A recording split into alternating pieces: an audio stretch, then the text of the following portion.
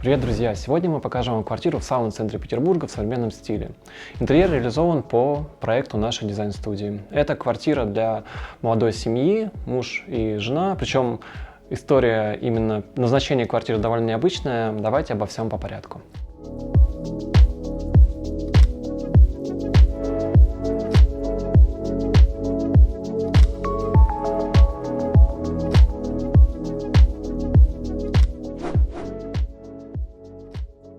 Это уже не первая квартира для заказчиков, мы уже делали им небольшую квартиру на севере города. И главным референсом было: ребята, нам очень понравилось с вами работать, есть квартира, мы хотим буквально повторить цветовую гамму, нам очень комфортно там живется, и мы хотим то же самое просто транслировать на новое пространство уже в центре города.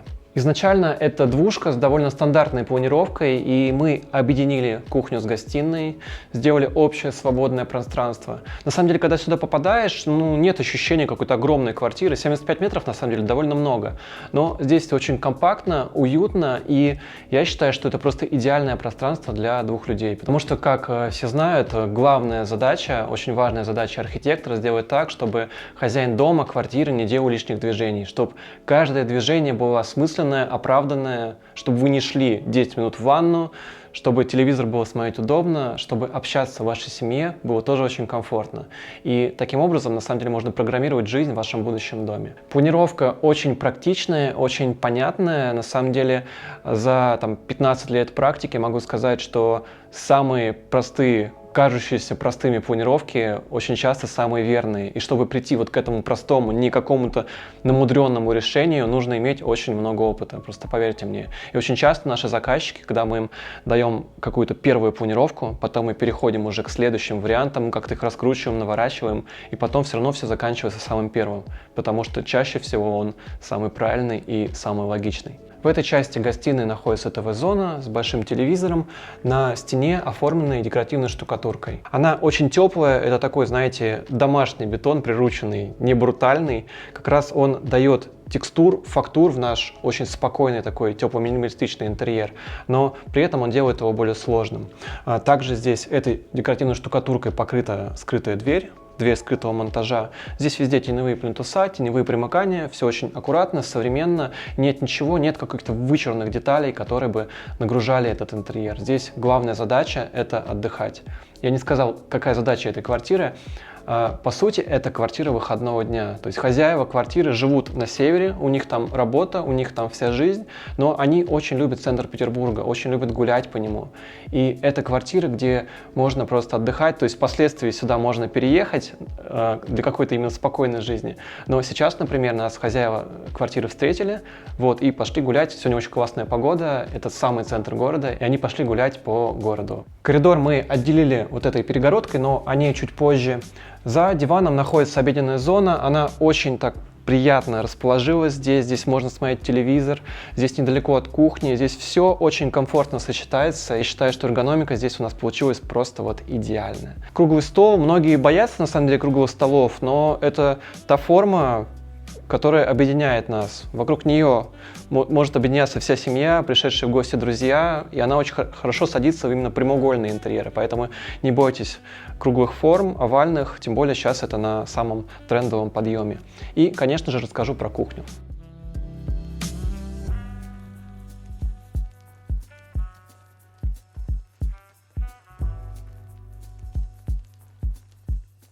Кухня находится в нише, Г-образная. Здесь есть все, что нужно для полного функционала. Это встроенный холодильник, разбитый на две камеры, верхнюю и нижнюю, микроволновка и духовка. Многие боятся ставить их рядом, как же духовка будет портить нам холодильник. Это не так. Если духовка встроенная, то она специально изоляционной такой, как капсуле, и это никак не влияет на холодильник. Если у вас отдельно стоящая такая, знаете, моноблок с плитой, да, это может быть очень плохо. Если встройка, то никаких проблем не будет, это совершенно классическое решение. В этой квартире мы больше упор делали именно на инженерку, на инженерные решения, и больше денег вложено именно в это. То есть бюджет шел на то, что нам будет служить долго, то, что очень важно. Какие-то более простые решения мы здесь сэкономили. Например, столешница — это совершенно простая ПВХ-столешница, имитирующая бетон с еврозапилом, но при этом вместе с мебелью, крашенным МДФ, это смотрится очень хорошо, очень легко, и ну, я не вижу никаких, знаете, именно противоречий, то есть все вместе это смотрится очень классно. В углу находится мойка от Amaikiri, она врезана в ПВХ, здесь уже невозможно ее подклеить снизу, потому что у нас будет торец ПВХ, здесь, к сожалению, только вот такое решение. Но, тем не менее, это красивая такая нарезанная сталь, сверху смеситель, естественно, классический смеситель плюс фильтр на второй рычаг, то есть все, что нужно для комфортного мытья посуды. И, конечно же, посудомойка слева, полноценная на 60, замываем, убираем. Ну, это все довольно классические решения. Я еще раз хочу подчеркнуть, что кухня полностью функциональна, и здесь есть все, что нужно. Единственный момент, я не очень люблю пуши, и со мной постоянно все спорят, что пуши это нормально, push to open кнопка. Но вот я сейчас снимал дубль про смеситель, и я случайно вот так задел ногой фасад, и он сразу же открылся. Поэтому я очень не люблю пуши, и всем рекомендую. Здесь просто было, ну, решение единственное правильное, чтобы не делать дополнительный вот такой шов гола, чтобы сохранить минималистичность. Вот тогда мы используем, но если есть возможность не использовать, никогда не используйте. Это не очень хорошая вещь. Вся кухня очень минималистичная, очень простая, и чтобы сделать ее визуально дороже, чтобы добавить какого-то изюминки, мы добавили сверху полоску горизонтальную, такой вот, знаете, горизонтальный мазок из очень красивого тонированного стекла в алюминиевом профиле под бронзу. И кухня сразу же заиграла совершенно по-другому. То есть такой небольшой элемент роскоши. Фартук — это эталон, наш любимый, под бетон с затирочкой. Он сверху находит на столешницу, и все вместе создает, опять же, ощущение, знаете, это не какой-то брутальный такой лофт или какой-то трэш такой стиль. Это именно очень уютный, такой тактильно приятный фактурный стиль, когда вам очень комфортно находиться именно в таком приятном интерьерном бетоне. Мы утеплили балкон, но не стали его присоединять, чтобы заморачиваться с согласованиями, потому что сейчас это довольно сложная история, но здесь очень крутая дверь, она сдвижная. Это дорогое решение, но оно прямо впечатляет, то есть она вот так уезжает, то есть дверь купе по сути и защелкивается. Сразу же получается очень такой комфортный проход. Все окна в квартире панорамные, поэтому в качестве отопления здесь используются впольные конвекторы. То есть такие узкие полосочки для конвекции, и к ним аккуратно подходит инженерная доска. Обратите внимание, здесь нет никакого пробкового компенсатора, нет никакого уголочка. Здесь аккуратно сделана затирка герметиком. Для этого нужно очень аккуратно подрезать доску. На самом деле здесь огромный респект мастерам по паркету. Это не так просто сделать, поверьте мне. Паркет, инженерная доска, наклеенная, нарезанная. Она не очень широкая, ну, то есть мы здесь не стали здесь вбиваться именно в широкую доску, но при этом посмотрите, какой красивый тон натурального дуба. И сейчас, ну, зная все последние тренды миланские, с последней миланской выставки, натуральный дуб — это самый актуальный тренд. Здесь он идет через весь интерьер, повторяется в мебели, в паркете, немножко в тумбочках, и яркий, броский, кричащий орех уходит на второй план. Сейчас у нас эпоха такой тихой роскоши, когда ты не бросаешься своими деньгами, когда это все очень скромно, спокойно, и ты ощущаешь роскошь именно внутри себя. У нас на канале есть выпуск, посвященный сравнению коммерческой недвижимости и частной, и там фигурирует обзор этой квартиры, можете посмотреть, я ссылочку оставлю. И в этой квартире там нет еще мебели, нет еще текстильного оформления, и она смотрится совершенно по-другому, совершенно неуютно, и вообще даже, я бы сказал, как-то недорого, что ли. Когда здесь появилось текстильное оформление, здесь очень красивый текстиль, шторы такого природного цвета, причем она с очень интересной текстурой, посмотрите, как идут нитки. Это, опять же, создает ощущение такой бархатности, такой тактильной притягательности. Именно они создают уют плюс акустическую, очень комфортную атмосферу. Я сейчас говорю, и здесь нет никакого эха в квартире. А чтобы не использовать тюль, потому что в современном интерьере тюль все-таки не всегда хорошо смотрится, мы использовали вот эти дорогущие, поверьте мне, дорогущие, но очень стильные, красивые деревянные жалюзи.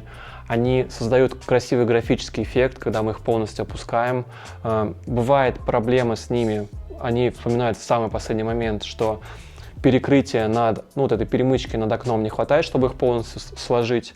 Но здесь с этим все в порядке, потому что над окнами есть фрамуги, то есть их можно вообще даже не убирать. Но сами они смотрятся очень дорого и создают, опять же, ощущение такого очень правильного люкса. Не броского, блестящего, а именно матового дерева, красивого, серого. То есть даже сама текстура дерева здесь не так важна, здесь есть ощущение дерева. И вот в комбинации дерева и текстиль это смотрится прямо вообще роскошно, мне очень нравится. В этой квартире все освещение техническое. Здесь в зоне гостиной есть две полоски с рассеивателем технического света. Также в зоне кухни у нас есть такие вдавленные гипсовые светильнички. Это очень стильное решение, они как будто вдавлены в потолок и создают такое дополнительное ощущение мягкости потолка. На самом деле очень классно, при этом светильники за счет того, что они утоплены, и когда мы немножко отходим, мы не видим источник света. Это считается самым правильным оформлением и решением для света. Здесь мы не стали заниматься дешевым украшательством, вешать какую-то роскошную там, китайскую люстру, которая в 95% является репликой или там, копией европейского бренда. И если нет бюджета на европейский бренд, то не покупайте подделки. Но чаще всего интерьер ваш это не будет красить. То есть здесь мы полностью от этого всего отказались и ограничились техническим светом. И я считаю, что интерьер от этого выиграл. И в воздухе, и в каком-то общем ощущении ценности этого интерьера. При входе у нас мебельный шкаф, и внизу мы сделали нишу. Угадайте, для кого? Конечно же, для любимого питомца. Здесь у нас мисочки, здесь у нас поилочка, и сюда же попал еще один питомец, это робот-пылесос. Но вот эта ниша сделана именно для этого, потому что часто в комментариях пишут, а что делать с животными, куда их помещать, куда вы прячете туалет. Вот здесь специальная ниша в мебели, которая предназначена именно для питомца. Пространство гостиной и пространство узкого коридора мы разграничили вот этой шикарной перегородкой от Decus. Это сталь. Перегородки бывают стальные, бывают алюминиевые. У нас есть отдельное видео на эту тему. Здесь как раз сталь, и эта перегородка является главным арт-объектом в этой квартире. Она, по сути, является центром визуального притяжения, потому что это просто очень яркий и интересный акцент. И если бы она была просто алюминиевой, она была бы просто функциональной. И именно за счет стали, за счет ощущения вот этой мануфактурной ручной работы складывается ценность этого объекта. Плюс мы вставили еще такое красивое рифленое стекло. Оно мне тоже очень нравится. Интересная растекловка, и это просто вещь. Просто смотрите, здесь плюс мы еще повторили фрамугу, то есть, конечно, предмет достоин внимания. Мы попадаем в коридор, здесь сменяется инженерная доска на плитку, здесь в принципе все пространство довольно серое, и чтобы избавиться опять же от этого узкого коридора, мы сделали 4 створки шкафа зеркальными, то есть в принципе здесь вообще нет ощущения узкого коридора, при том, что потолок довольно высокий, и пространство получилось таким очень интересным и совершенно не давящим. В прихожей все очень стандартно. Если посмотреть планировочные решения, то мы как бы вдавили вот эту стену в ванную. Там мы, наоборот, выдавили ее назад, потому что за счет нежилого помещения это легко можно делать. К этому мы перейдем позже. Спальня находится в отдельном блоке за скрытой дверью. Здесь у нас спальня и ванная комната. То есть это полностью приватный блок, можно закрыться, и гости сюда никогда не попадут. Здесь у нас полностью мягкая стена, мягкие стеновые панели, то есть если нажать, вот видите, как они тактильно приятные. Они опять же создают очень приятную акустическую атмосферу. Кто-то скажет, что это пылесборник, но, в квартире все, по сути, пылесборник, и надо иногда делать уборку. Что поделать? Мягкая стена из мягких панелей, она как бы утоплена в обрамление из вот этих гипсовых стеновых панелей. Светильники довольно забавные. Когда мы здесь снимали предыдущий выпуск, вот этих сфер еще не было, и было вообще непонятно, что это такое за штука висит. Вот, в принципе, такая интересная штучка, которая добавляет такой немножко футуристичности этому интерьеру. Группа выключателей, розеток, здесь все очень классично, стандартно, и я думаю, что это не самое интересное, о чем можно рассказывать. Стена в гостиную с обоих сторон декорирована бетоном. Получается, что это такое архитектурное решение, когда у нас монолитная стена, как будто бы она изначально была из такого вот красивого бетона, и в ней прорублена просто дверь. Дверь мы также сделали бетонной, чтобы все это было единым полотном. И соседняя дверь в ванную комнату, она уже просто покрашена, так же как соседние стены. То есть, по сути, здесь два таких полотна. То есть полотно с ровной краской, и бетонная брутальная стена врезается в эту белую грань. То есть очень архитектурно, очень современно, очень минималистично, особенно когда у нас есть еще темная вот эта тень теневого примыкания, тени вокруг двери. Дверь, кстати, на алюминиевом каркасе, это очень важно именно в плане эксплуатации. То есть и темные графичные выключатели, и все вот эта игра в черно-белую, в хроматику создает ощущение вот такого, опять же, утонченного, такого спокойной роскоши, минимализма, который так требовали от нас заказчики.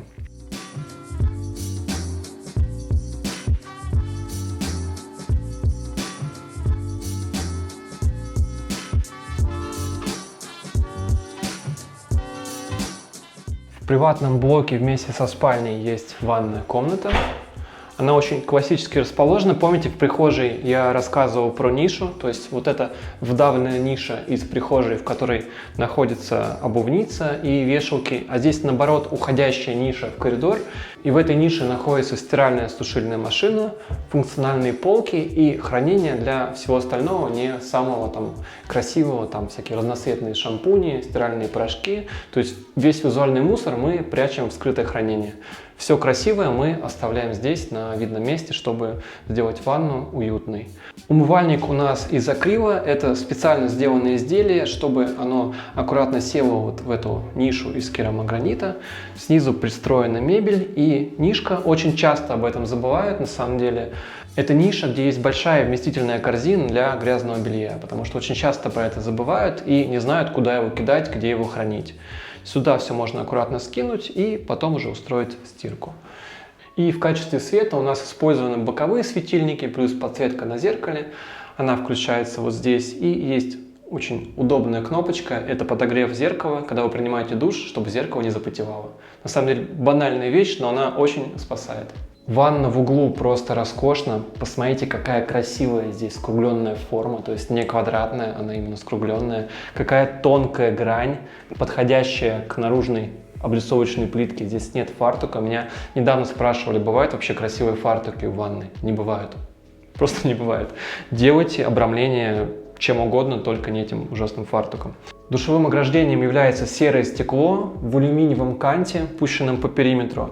И если стекло не доходит до потолка, это очень часто происходит в интерьерах, когда особенно натяжные потолки, то обязательно нужно использовать контрфорс, такой специальный металлический кронштейн, который будет обеспечивать жесткость, чтобы если вы случайно схватились, чтобы это стекло вместе с вами не рухнуло.